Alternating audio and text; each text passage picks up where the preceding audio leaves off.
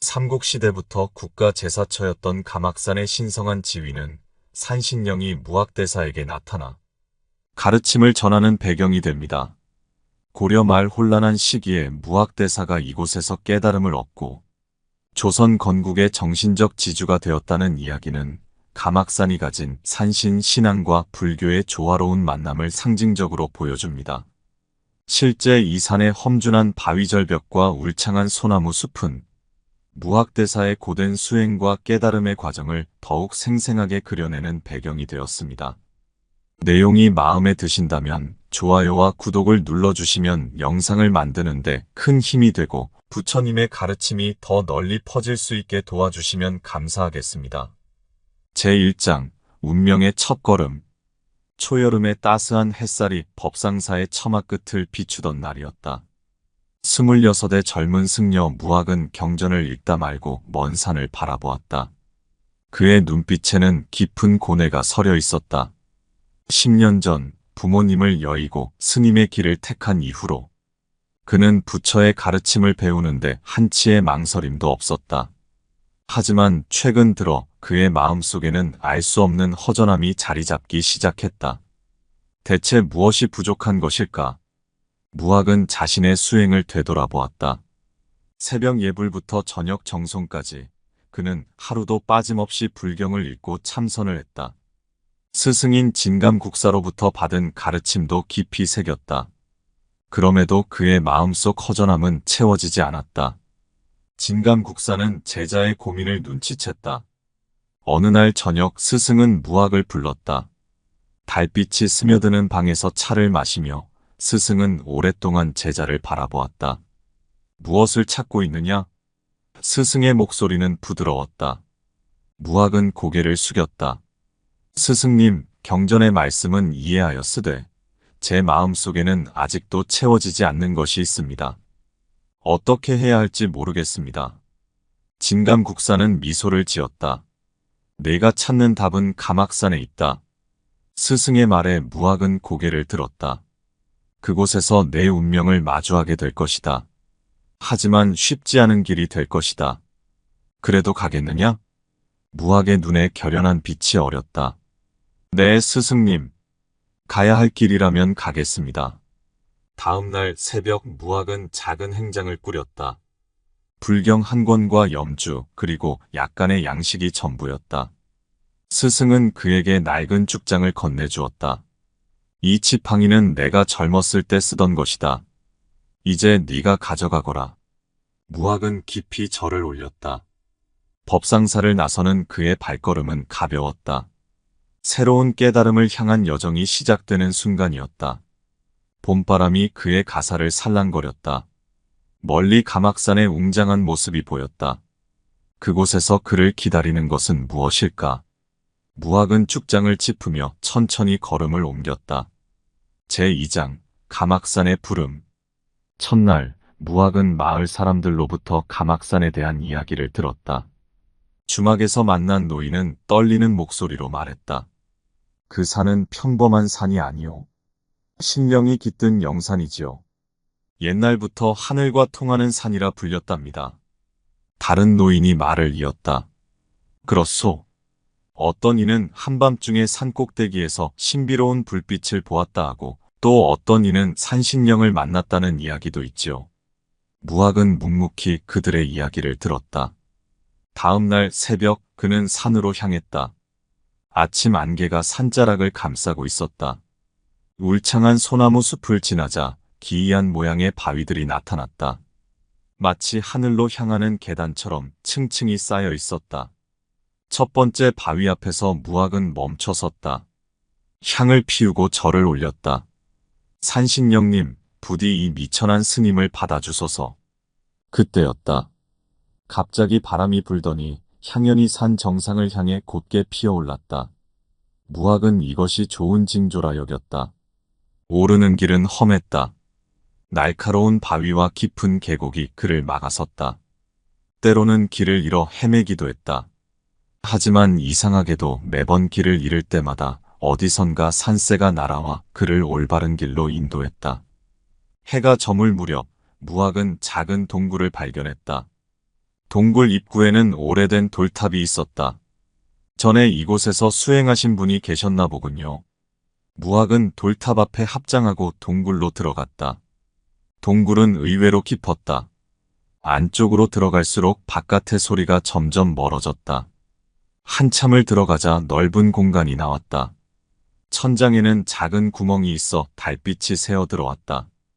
바로 이곳이구나. 무학의 직감이 말했다. 그는 동굴 바닥을 깨끗이 쓸고 작은 불단을 만들었다. 촛불 하나를 켜고 참선에 들었다.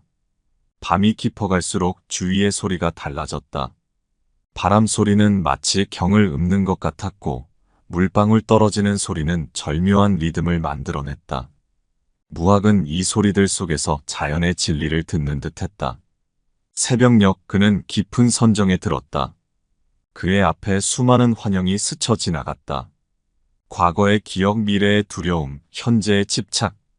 하지만 무학은 흔들리지 않았다. 모든 것을 있는 그대로 바라보았다.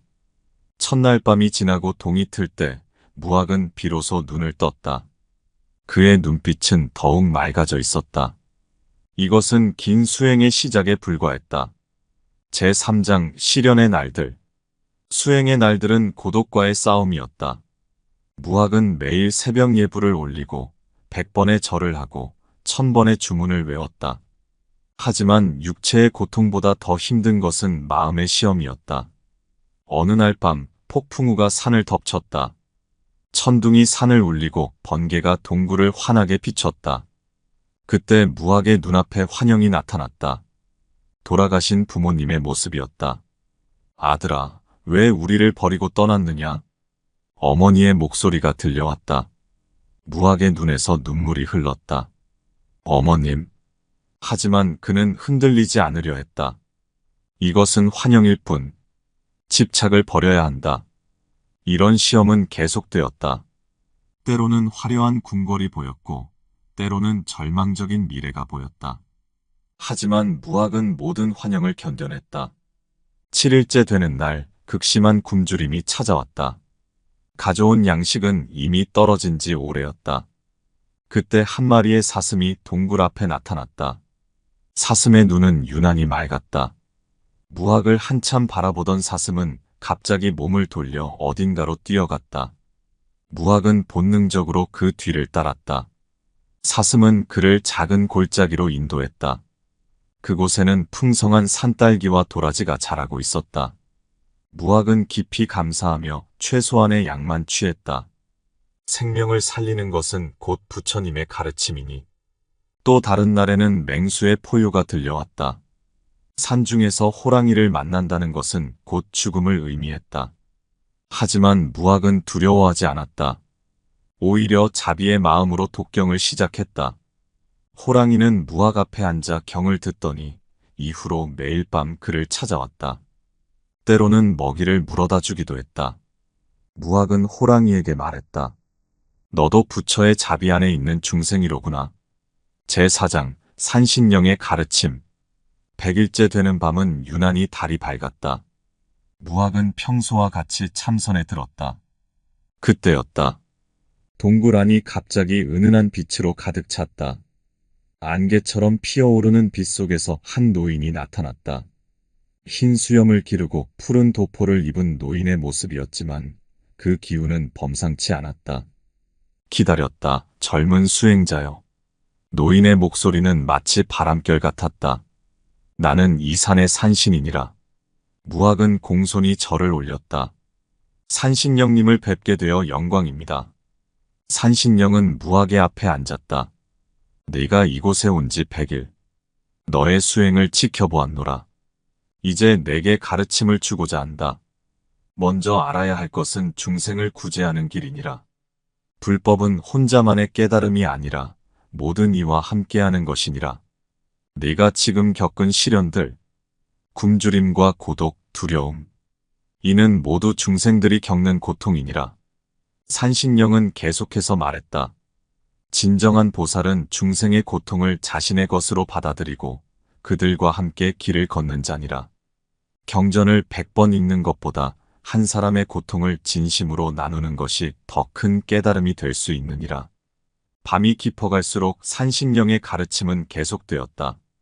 우주의 이치, 인간의 본성, 깨달음의 경지. 무학은 모든 말씀을 가슴 깊이 새겼다. 제5장, 깨달음의 순간. 산신령의 가르침은 날이 밝아올 때까지 이어졌다. 진정한 불법은 멀리 있지 않다. 내 마음속에 있느니라. 모든 것을 있는 그대로 보는 것, 그것이 진정한 깨달음이니라. 무학의 마음속에서 무언가가 울리기 시작했다. 마치 오랫동안 닫혀있던 문이 열리는 것 같았다. 그동안 보지 못했던 것들이 하나둘 보이기 시작했다. 스님, 이제 내 앞에 놓인 것을 보아라. 산신령이 말했다.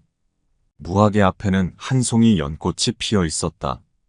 그는 이전에도 수없이 많은 연꽃을 보았지만 이번에는 달랐다.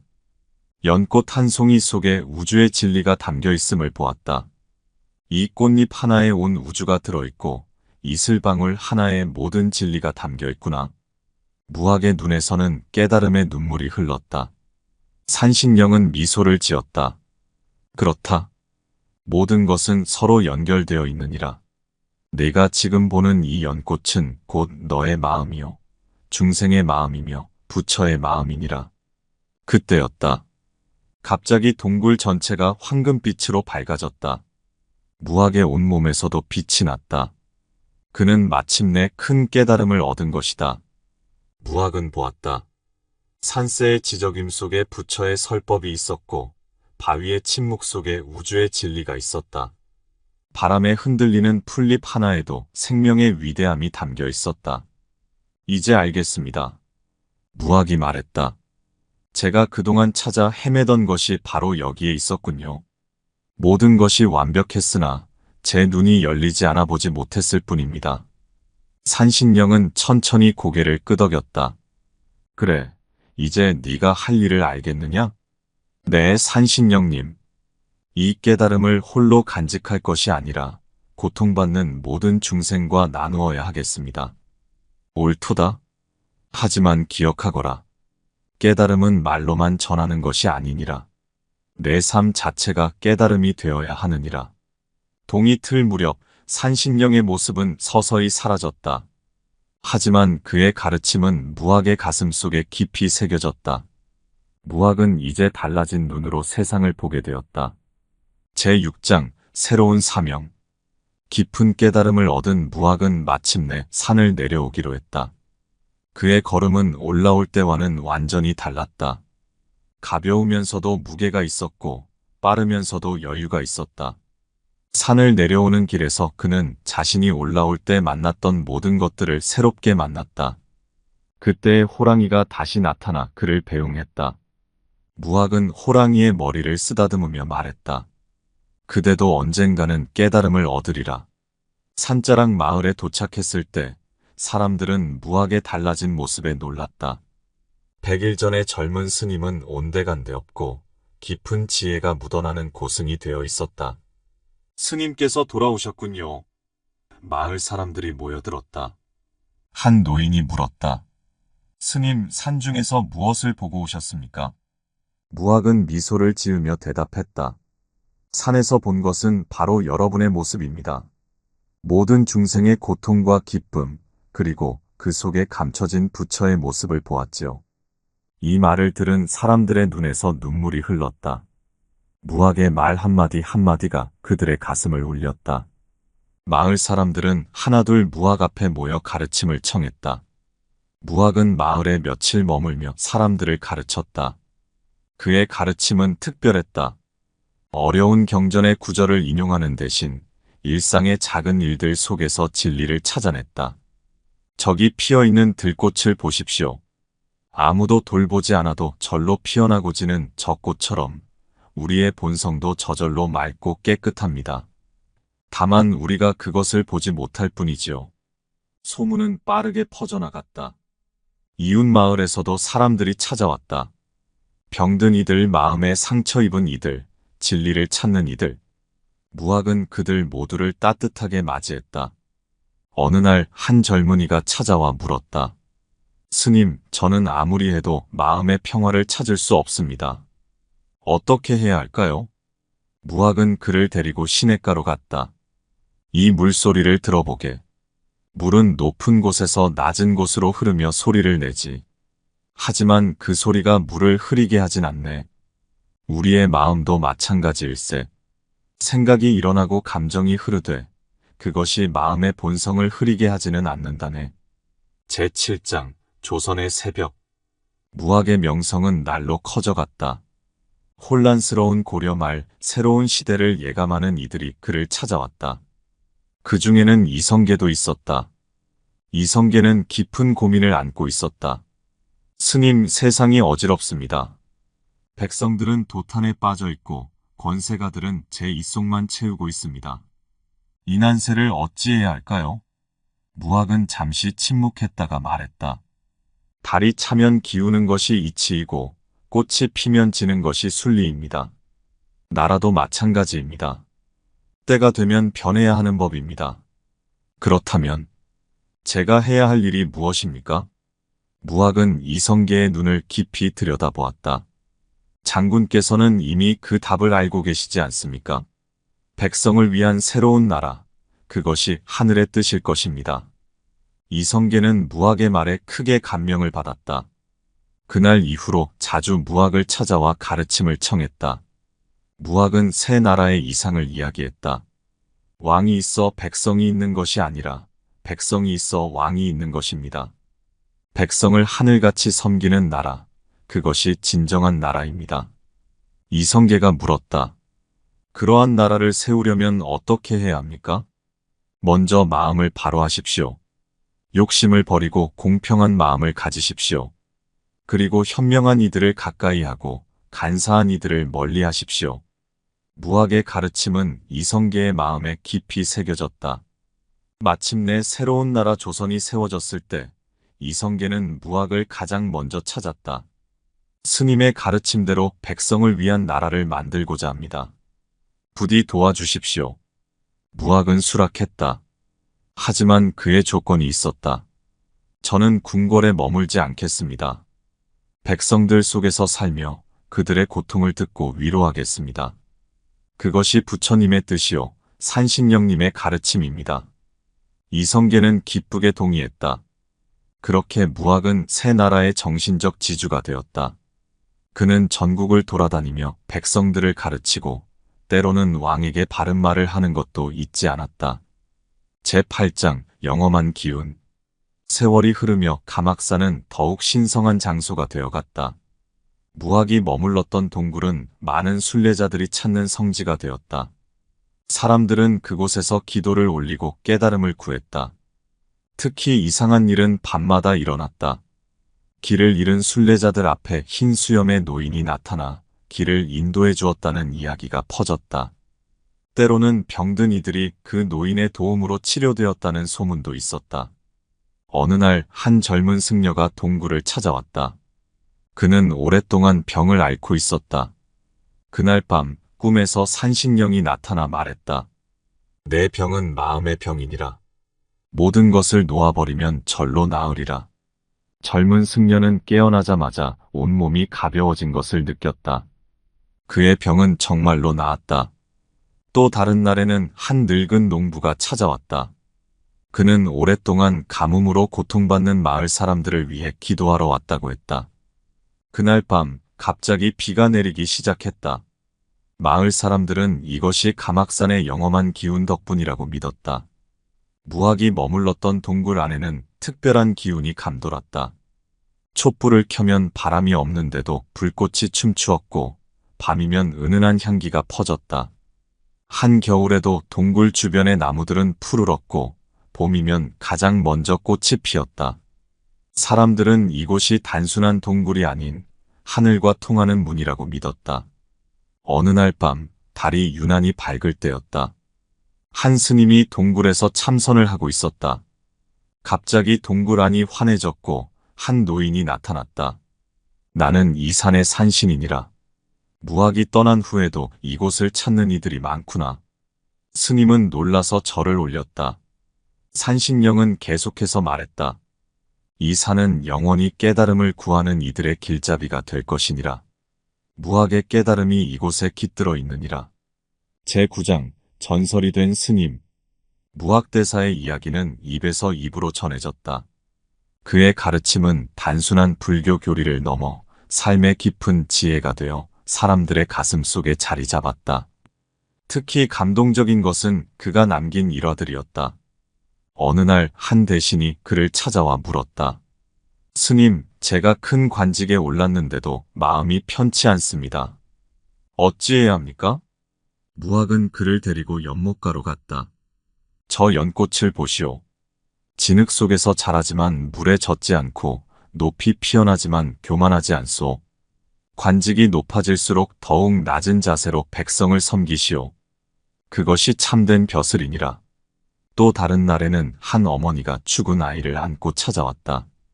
무학은 그 어머니에게 말했다. 세상에 죽지 않는 것이 없습니다. 하지만 진정한 사랑은 죽음도 넘어섭니다. 당신의 사랑이 아이를 좋은 곳으로 인도할 것입니다. 이런 이야기들은 시간이 흐를수록 더욱 빛을 발했다. 사람들은 무학의 말씀을 통해 위로를 받고 힘을 얻었다. 무학은 입적할 때도 특별했다. 제자들에게 마지막 가르침을 남겼다. 내가 떠난다고 슬퍼하지 마라. 내가 만난 산신령님의 가르침처럼 진리는 항상 우리 곁에 있느니라. 다만 그것을 보는 눈을 가져야 할 뿐이니라. 마지막 순간 무학의 방에서는 이상한 향기가 퍼졌고 밤하늘에는 오색 구름이 감돌았다고 한다. 그의 제자들은 스승의 가르침을 이어받아 전국으로 퍼져나갔다. 그들은 스승에게서 배운 대로 어려운 경전 구절보다는 일상의 작은 깨달음을 통해 사람들을 가르쳤다. 매일 아침 떠오르는 해를 보라. 어제의 해도 오늘의 해도 같은 해이 돼 매일 새롭게 떠오르나니 이것이 바로 우리의 마음이어야 하느니라. 이러한 가르침은 세월이 흘러도 변함없이 사람들의 마음을 울렸다. 제10장 영원한 가르침. 가막산의 이야기는 세월이 흘러도 그치지 않았다. 무학대사가 산신령에게서 받은 가르침은 마치 맑은 샘물처럼 끊임없이 흘러나왔다. 사람들은 특히 무학대사가 마지막으로 남긴 3가지 가르침을 소중히 여겼다. 첫째, 모든 생명은 부처의 씨앗을 품고 있나니 티끌만한 생명이라도 소중히 여기라. 하루는 제자가 개미를 밟아 죽인 것을 보고 무학이 말했다. 내가 밟은 것은 단순한 개미가 아니라 미래의 부처였노라. 둘째, 마음이 곧 우주니 마음을 맑게 하면 세상이 맑아지리라. 무학은 자주 제자들에게 물었다. 구름 한 점 없는 하늘을 보았느냐?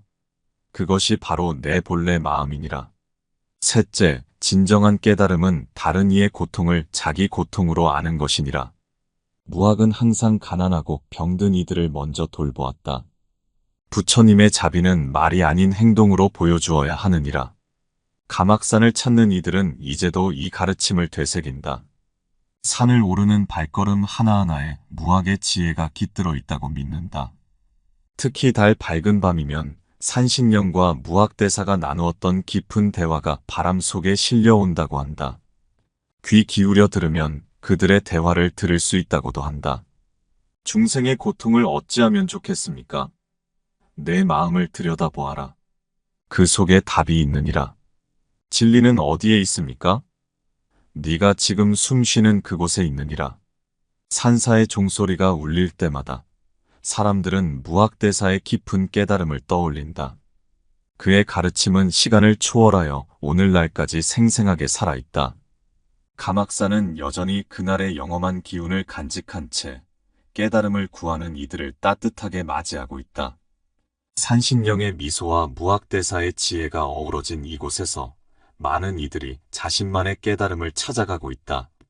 저녁 노을이 산을 물들릴 때면 무학대사의 마지막 말씀이 들려오는 듯하다. 진리는 멀리 있지 않으니 내 마음속에서 찾으라. 모든 이가 부처의 씨앗을 품고 있나니 그 씨앗이 꽃피는 날을 기다리며 살아가라.